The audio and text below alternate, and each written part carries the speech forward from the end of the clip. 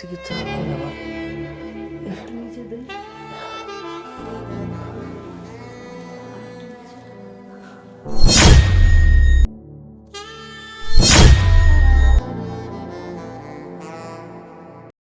তুমি অফিসে চলে গেলে আমার বাসায় একদমই একা একা ভালো লাগে না। যত তাড়াতাড়ি পারো দ্রুত চলে আসবে। তোমাকে আমি সবসময় মিস করি। আমিও তো তোমাকে সবসময় মিস করি। অফিসে গেলে তো তোমার কথা সব সময় আমার মনে থাকে। আমি তোমাকে তো সবসময় মনে করি। ঠিক আছে, কিন্তু তুমি না সবসময় লেট করো। আমার কথা একটু তোমার মনে পড়ে না, তাই না? কে বলছে?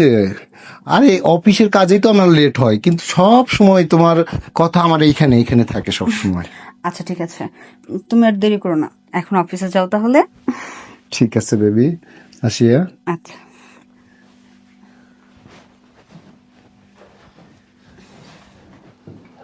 কি তোকে বলেছি না, যখন তোর সাহেব বাসায় থাকবে তুই একটু আমার থেকে দূরে দূরে থাকবি। তুই সবসময় তো কাছে কাছে কেন থাকিস আমার? পারি না তো।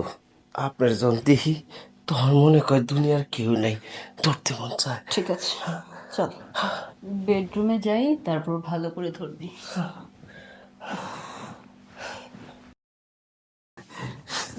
ম্যাডাম, আমি যেদিন থেকে আপনার শরীর স্পর্শ করছি এদিন থেকে আমার ঘুমায় না।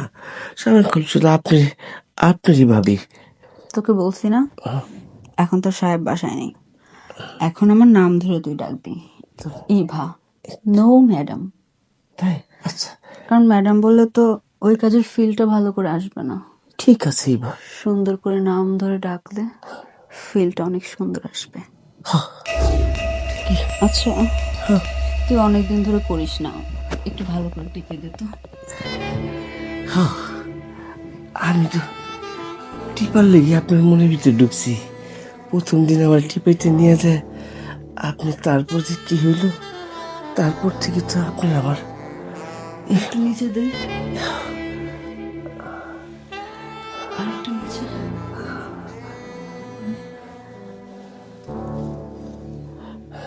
খুব ভালো লাগছে। কিন্তু আমার কাছে খুব গরম লাগতেছে। কেন? খালি এখনো যদি গরম লাগে ওই মুহূর্তে যে কি করবি? এখন তো সেদ্ধ হয়ে যাবে একেবারে। না, সেই পদ্ধতি আমি জানি। সেদ্ধ হওয়ার আগেই আবার একটু জিরিয়ে নেই, আমি এটা বুঝি। কিন্তু আমার তো জিরিয়ে জিরিয়ে কাজ পছন্দ না, একেবারে রানিং, নো জিরানি। যা করবি সব রানিং এ থাকবি, বুঝতে পেরেছিস? আমি এটা ভালো করে জানি, খালি আপনি বলেন কোত্থেকে রানি করতে হবে। শুরু থেকে শুরু করবি।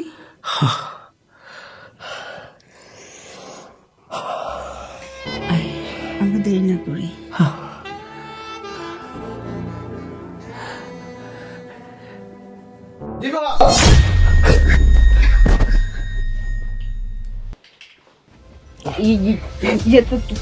তুমি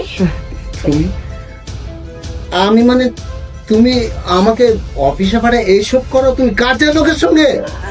আরে না, আমার আসলে শরীরটা অনেক ব্যথা করতেছিল, ওকে বলছি যে আমার শরীরটা একটু মাসাজ করে দিতে। এই আর কি, তুমি ভুল কিছু দেখছো। কাজের লোক? আরে যে তোমার শরীর মেসেজ করতে হবে কেন? হ্যাঁ, তোমার কি শরীরের দাম নাই, ইজ্জত নাই তোমার? তাকে দিয়ে এই ধরনের কাজ করতে হবে কেন? তোমাকে আমি কি না দিছি? আমার সর্বোচ্চ দিয়ে তোমাকে আমি খুশি করার চেষ্টা করছি।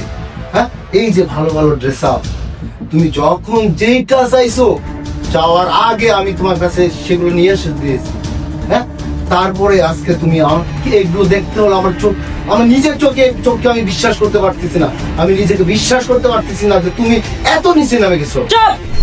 তুমি যেমন বিশ্বাস করতে পারতেছ না, তেমন আমিও বিশ্বাস করতে পারি যে তুমি এমন একটা কাজ করতে পারো। মানে কি এমন করেছি যে তোমার বিশ্বাস আমি ভঙ্গ করেছি? ও আচ্ছা, তোমার মনে পড়তেছে না তুমি কি করেছো? তাহলে শোনো তুমি কি করেছো। আরে স্যার, আপনি কি করতেছেন? এদিকে তোর লগে কথা আছে এনে বয়। আমি এনে বলবো মানে? হ্যাঁ বয় বয়, এই দিকে এনে বয়, তোর লগে কথা আছে আমার। বয়। কি করতেছস? টেবিল পুষতেছিলাম, ওই যে পানি পড়ছে। আচ্ছা, এইসব কাজটা সাজ করা লাগবো না, আজকে আমার কাজ আপনার কাজ হ্যাঁ, ও আমার- কিছু খাবেন, রান্না বাড়া করে দেওয়া লাগবে? না, আমার কাজ করা লাগবে আজকে। আপনার কাজ কি? না জামা কাপড় ধোয়া লাগবে? আমার কাজ মানে বোঝস না? স্যার, এইদিকে আয়। এটা কি করতেছেন? আমি আমি তোরে বুঝাই দিতেছি কাজ। না না স্যার, কোনো নানা করা স্যার আমার সাথে এসব করেন না স্যার। আমি পেটেতে আপনার বাসায় কাজ করে খাই। চুপ, একবারে চুপ। তোর ম্যাডামে আজকে বাসায় নাই, আর অনেক দিনের প্ল্যান এটা। স্যার এগুলো করেন না। তুই যতই চিল্লাপাল্লা কর, আমার হাত থেকে তোর আজকে কেউ রক্ষা করতে পারবে না। স্যার স্যার,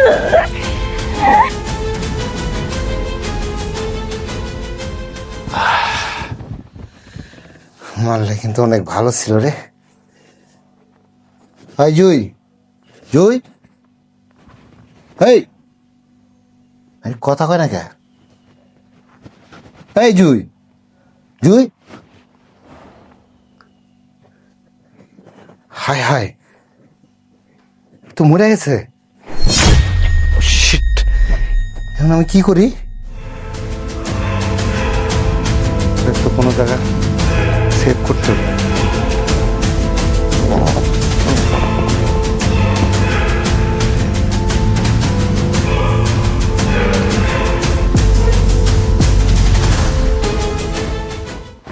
তুমি যখন কাজের মেয়েটাকে নষ্ট করলা, একটা বারও চিন্তা করোনি ওই কাজের মেয়ের বয়সে তোমার একটা বোন আছে ঘরে? ওই বোনের কথা একবারও ভাবোনি? আজকে তুমি ওই মেয়েটার সাথে যা করছো, যদি তোমার বোনের সাথে এই ধরনের কোনো কাজ হতো তখন তুমি কি করতে? সহ্য করতে পারতা? এগুলো পারতা না। আর আমাকে দেখতেছো না, এই যে লোকটার সাথে এতক্ষণ আমি যা যা করেছি সবকিছু তোমাকে একটা উচিত শিক্ষা দেওয়ার জন্য করছি। আর উনি কোনো কাজের লোক না, উনি হচ্ছে আমাদের গ্রামের এক পরিচিত মানুষ। ওনাকে আমি নাটক করার জন্য এখানে সাজিয়ে নিয়ে আসছি, যাতে তোমাকে নিজের চোখে প্রমাণ করিয়ে দিতে পারি তুমি যেমন তোমার বউকে অন্য কারোর সাথে সহ্য করতে পারো, তেমন আমিও সহ্য করতে পারি না যে আমার স্বামী অন্য একটা মেয়ের সাথে এরকম ফুষ্টিনষ্ট করে বেড়াবে। তো নতুন লোকের সাথে আর যাই, কোনো সংসার হয় না। কোনো প্লিজ, আমি তোর কোনো কথাই শুনতে চাই না। তুই একটা চরিত্রহীন নষ্ট লোক, কোন নষ্ট লোকের সাথে আমি সংসার করবো না। একটা বার সুযোগ দেওয়া অন্তত। আমি ভুল করেছি, আমি ভুল স্বীকার করতেছি, প্লিজ। ভুল একটা বিষয় কি জানিস? ঘরের বউ যখন পরকে করতে যে ধরা খায় তখন তাদের স্বামীরা না মানে। আর তোরা স্বামীরা দিনের পর দিন নানান মেয়েদের সাথে অপকর্ম করিস, পরকিয়া করিস, সেগুলো ধরা খাওয়ার পরেও না আমাদের মতো অনেক মেয়েরা আছে দিনের পর দিন সেটা সহ্য করে, তোদেরকে সুযোগ দেয়। এই সুযোগগুলো যদি তারা না দিত না, তাহলে আজকে এই দিনগুলো দেখতে হয় না। তোদেরকে সুযোগ দিয়ে দিয়ে একদম মাথায় তুলে ফেলেছে সবাই। সবাই সুযোগ দিলেও আমি তোকে সুযোগ দিতে পারবো না। ভুল যেটা করেছিস, এই ভুলের কোনো ক্ষমা হয় না। আজকে তুই যেটা করেছিস দ্বিতীয়বার আবার সেম কাজটা করবি। শোন না, প্লিজ তুই তোর মতো থাক, আমি আমার মতো থাকবো। আমি তোর চাইতে বেটার অপশন খুঁজে নেব। চাচা, ওকে এইভাবে ছাড়া যাবে না। ওকে ওই আইনের দৃষ্টিতে আসামি। একজন মানুষ মেরে ফেলেছে, একজন নারীকে নির্যাতন করেছে।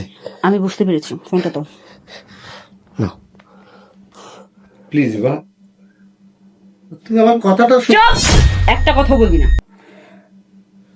Hello police.